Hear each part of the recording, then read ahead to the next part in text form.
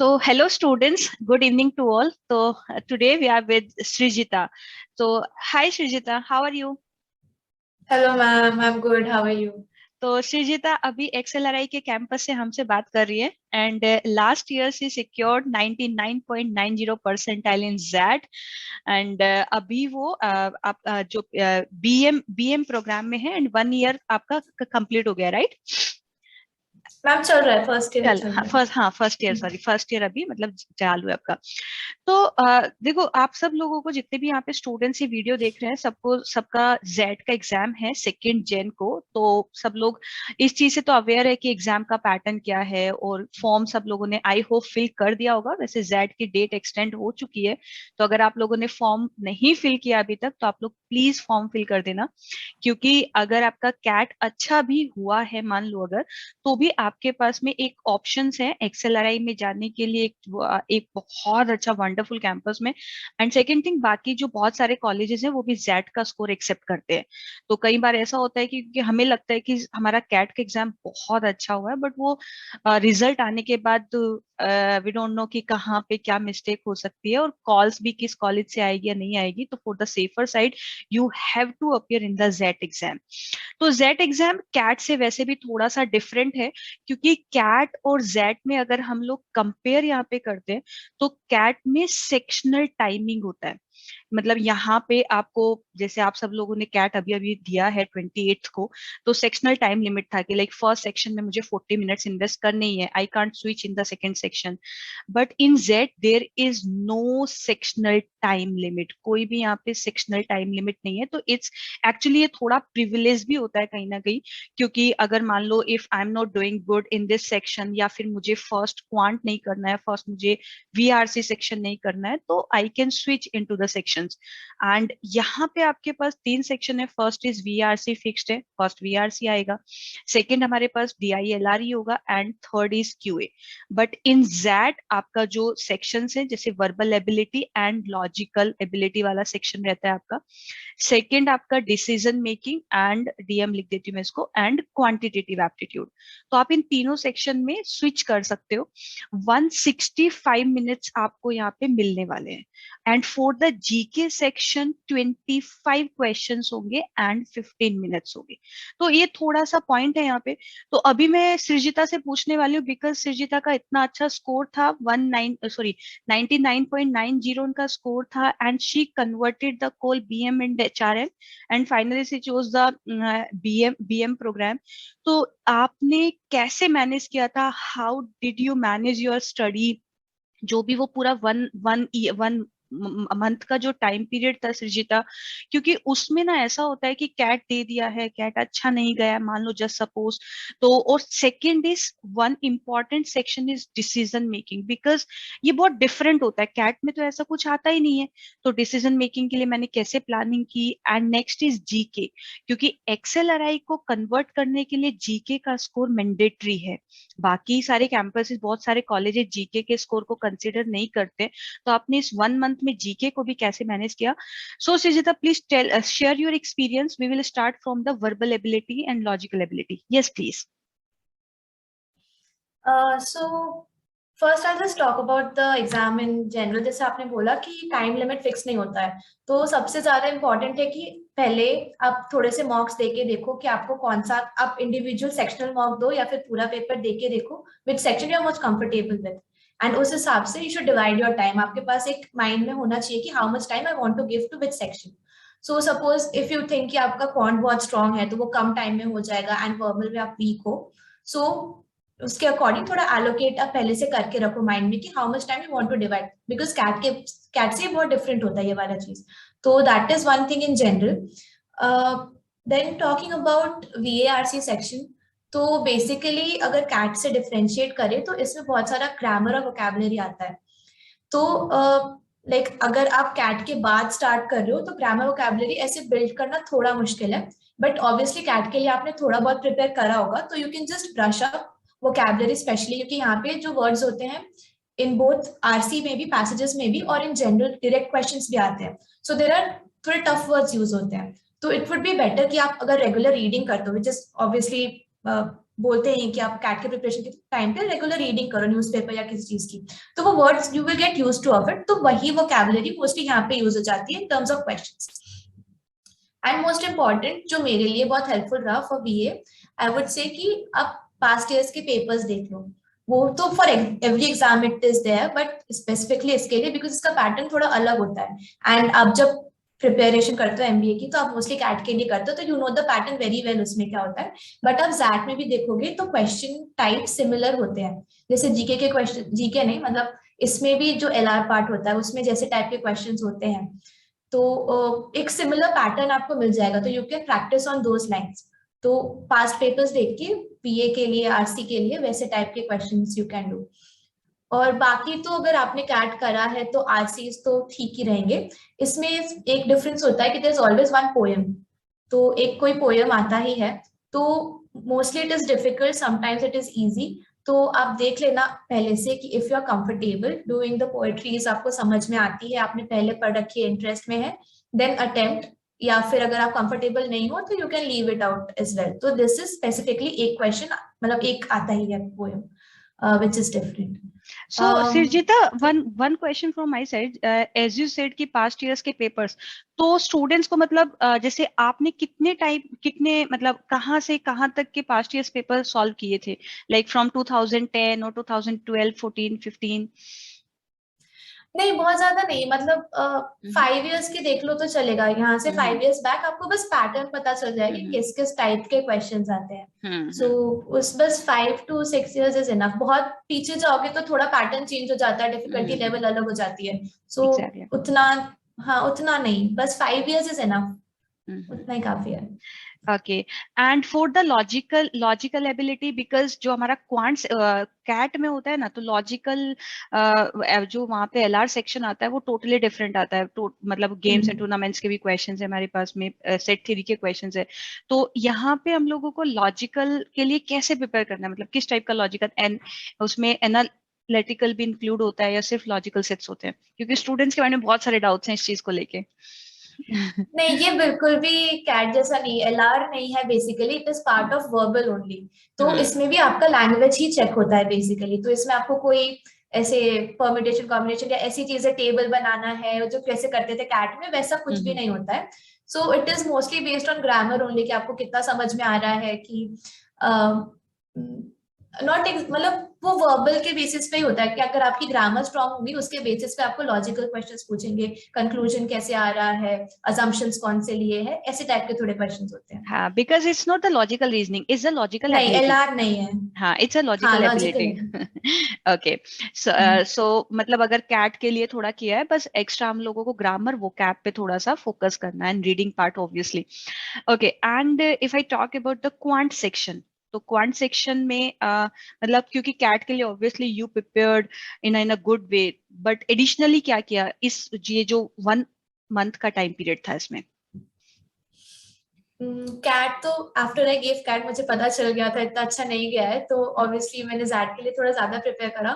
तो क्वांट में I felt थोड़ा सा डिफरेंट ये है कि इसमें क्वेश्चन का लेंथ थोड़ा ज्यादा होता है एज कम्पेयर टू कैट। मतलब कैट के क्वेश्चन ट्रिकी होते हैं, इसमें ट्रिकी नहीं होगा, बट आपको थोड़ा सा जो नॉर्मल फॉर्मूला अगर आप यूज करते हो उससे थोड़ा ज्यादा डेरिवेशन करना होगा, to stick to the question. तो क्वेश्चन थोड़े लंबे होते हैं, ऐसा मुझे लगा, may not be common perception नहीं होगा, बट मतलब हर क्वेश्चन का आपको थोड़ा सा डिराइव करना होगा। तो जो ज्योमेट्री के क्वेश्चंस होंगे बहुत डायरेक्ट नहीं होंगे, या कोई ट्रिक नहीं होगा, इट इज सिंपल, पर आपको you have to stick to the question, तो मे बी टाइम ज्यादा लगे, या बट इट इज वेरी, अगर आपके बेसिक्स बहुत क्लियर है तो हो जाएगा, you just have to stick to the question.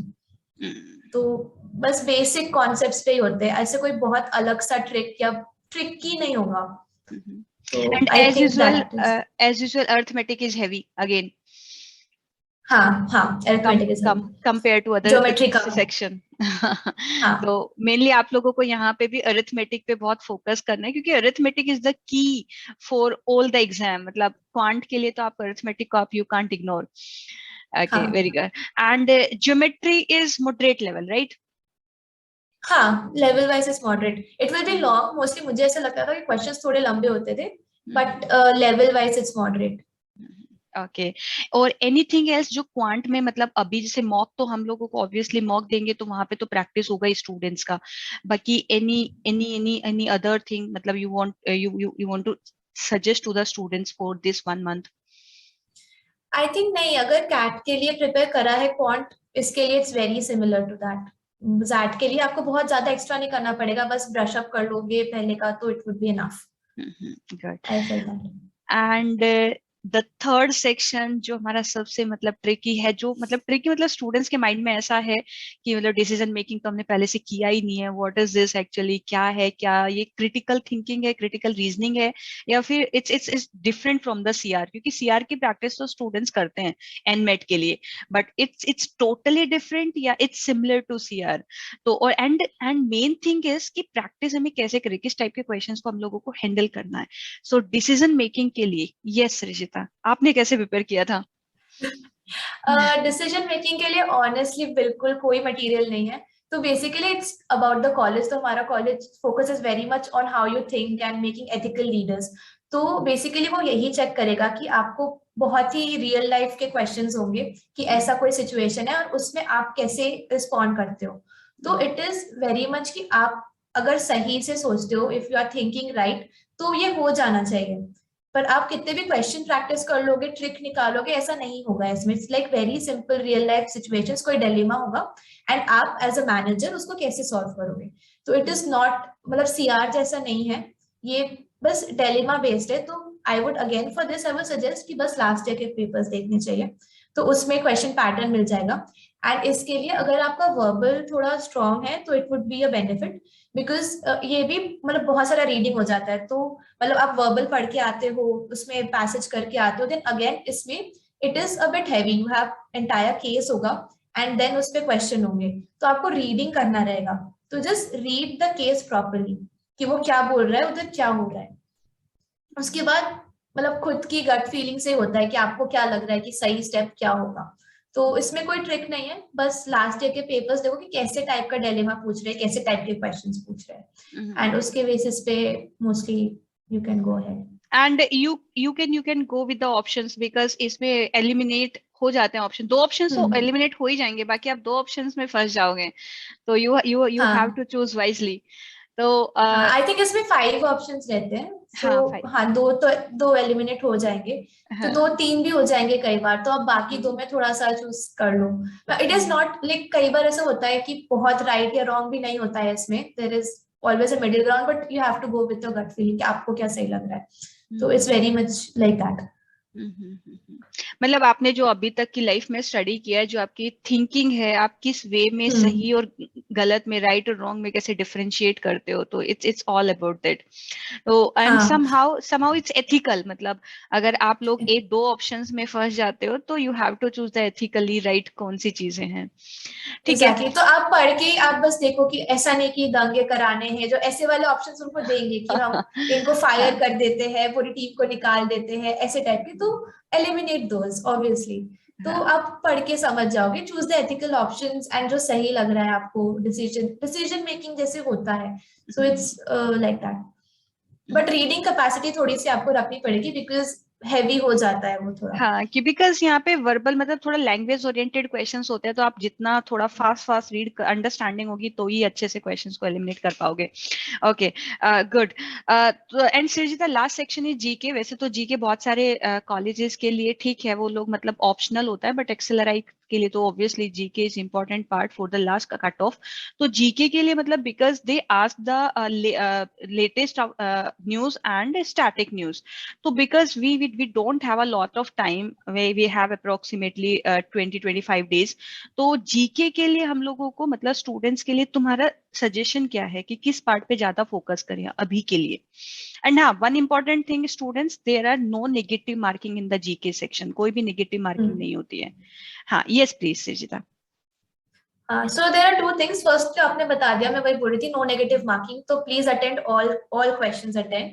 And secondly, इसके जो परसेंटाइल है वो फाइनल में काउंट नहीं होता है। Like you will get the final percentile based on the other 3 subjects, and इसका दिस कट ऑफ होगा। एक आपको बेसिक रखना है कि बहुत लो होगा तो दे विल कंसिडर कि भाई बहुत लो क्यों है, तो जी के आना चाहिए बेस्ड ऑन दैट। और प्रिपरेशन के लिए I would say current affairs is very important, very basic current affairs की किसी को कोई अवार्ड मिल गया, सो फेमस पर्सनालिटीज और फेमस प्लेसेस जो भी है वहां पे क्या चल रहा है, कोई ग्लोबल इवेंट हो रहा है तो उसमें who is the spokes person, उसने क्या बोला या किस रिलेटेड हो रहा है, दोस काइंड ऑफ थिंग्स। ये 3 चीजें आई थिंक बहुत पूछी थी। अवार्ड्स पूछे थे एंड हाँ कोई ग्लोबल इवेंट में क्या चल रहा है, आई थिंक दैट, और कोई फेमस पर्सनालिटी के साथ कुछ अगर कोई इवेंट है, बुक वगैरह लिखी है, वैसे कुछ। एंड स्टैटिक में आई थिंक वो बहुत ज्यादा फोकस करते हैं ऑन ज्योग्राफी, लाइक जो रेंजेस है, माउंटेन रेंजेस हो गए, उनसे रिलेटेड क्वेश्चंस आते हैं, कौन सा कहाँ पे है, something like that. And secondly they focus a lot on national parks भी बहुत पूछते हैं, कौन सा नेशनल पार्क कहाँ है, ये वाले क्वेश्चंस होते हैं थोड़े से। एंड बहुत ज्यादा पॉलिटिकल या मतलब वैसे लॉज के ऊपर क्वेश्चंस नहीं देखे हैं मैंने, तो स्टैटिक उस सेंस में भी जैसे बाकी कॉलेजेस में होता है कि वो वैसा कुछ पूछ लेते हैं, वैसा यहाँ पे मैंने नहीं देखा है। बाकी थोड़ा सा कल्चर के बारे में पूछ लेंगे कि जैसे हमारे में डांसेस का आया था, कौन सा डांस कौन से स्टेट से मैच को, तो there is match the following आता है, तो 1-2 मैच द फॉलोइंग आते हैं, तो इसके बेसिस पे आते हैं। तो आई थिंक ये तीनों मुझे जहां तक याद है क्वेश्चंस ऐसे आए थे कि ये एक फोक डांस वाला था, एक शायद एक ईयर में फेस्टिवल्स आया था कि कौन सा फेस्टिवल कौन से स्टेट का है, एंड बाकी माउंटेन रेंजेस और नेशनल पार्क भी बहुत पूछते हैं कि कौन सी सिटी में बेस्ड है। और वन अनदर क्वेश्चन वाज कि कोई एनिमल है specifically which is found in that national park, तो you have to match which animal is famous in विच, जैसे गिर में लायन हो गया, that is a very basic example, but ऐसे हायर लेवल थोड़े टफ वाले पूछे थे कि कौन सा कहाँ मिलता है। तो दैट काइंड ऑफ जीके अगर if you can source for somewhere और you are interested in reading, तो these are the main categories. तो इन सबको आप पढ़ लोगे एंड बाकी जो भी कॉमन करंट अफेयर्स होंगे तो it will cover 70-80% of the GK, मुझे जहां तक याद है these were the main points. हाँ वैसे भी इन दिस टाइम मतलब आप पूरा जीके को तो वैसे भी स्टडी नहीं कर पाएंगे, we are not preparing for the UPSC exam कि हम बहुत डिटेल में बहुत डेप्थ में जाएं। Okay very good. And one last question Shija from you, ideally a student how many attempts, how many mock should he और she attempts in this time period? मतलब honestly I hadn't given too many mocks, मतलब देना चाहिए वैसे तो, but आप cat के मॉक्स दे के थक जाते हो, देन यू कैट होता है, फिर यू नीड अ ब्रेक, तो इट्स ओके। जैसे आइडियली आई थिंक 8 to 10 तो दे देने चाहिए, but the more the better basically, तो आप जितना ज्यादा दोगे इट्स ओके।